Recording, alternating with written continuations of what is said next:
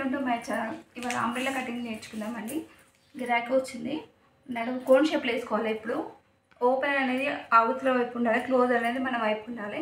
Cone shape వేసుకున్న తర్వాత పైన చూడండి, కోన్ షేప్ పక్కగా వచ్చింది. ఇది బండ గుర్తండి బిగినర్స్కి.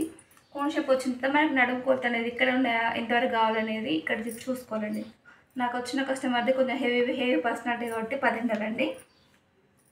తనకు వచ్చేసి ఈ పొడవు వచ్చేసి 28 కావాలన్నారు. ఎప్పుడైనా పొడవు అనేది ఇక్కడ నుంచి ఇట్లా ఇట్లా మొత్తం చూసుకుంటూ రావాలండి. 28 చూడండి, నేను కరెక్ట్గా మార్క్ చేశాను 28. మళ్ళీ టేప్ అనేది ఇక్కడ పెట్టేసి మళ్ళీ ఇట్లా చుట్టూ ఈ నడుము ఎక్కడ ఉందో అక్కడ నుంచి కింద వరకు పెట్టుకుంటూ రావాలండి.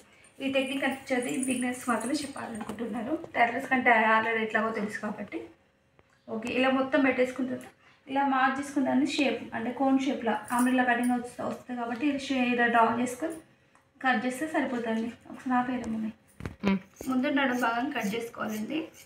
చూడండి, ఈ నడుము భాగం కట్ చేసుకున్న తర్వాత ఈ జాయింట్ ఉన్నాయి కదా, ఇక్కడ ఈ క్లోజ్ జాయింట్ దగ్గర చిన్నగా కట్ చేసుకోవాలండి. కరెక్ట్ మధ్యలో వచ్చేటట్టు చిన్న టెక్నిక్ అండి. ఇప్పుడు కింది భాగం దీన్ని కట్ చేసిన తర్వాత ఓపెన్ చేస్తే మీకు అర్థమైపోతుంది షేప్ వచ్చిందా రాలేదా అనేసి.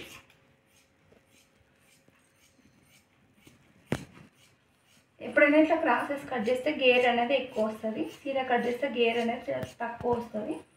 పీకో చేసినా పెద్దగా యూజ్ ఉండదు.